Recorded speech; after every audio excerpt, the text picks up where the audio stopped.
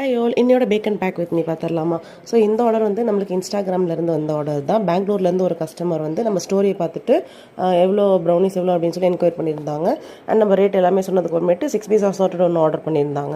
So அவங்க கேட்டாங்க பெங்களூர் வரைக்கும் வருமே ஃப்ரெஷ்ஷாக இருக்குமா அப்படின்னு கேட்டாங்க.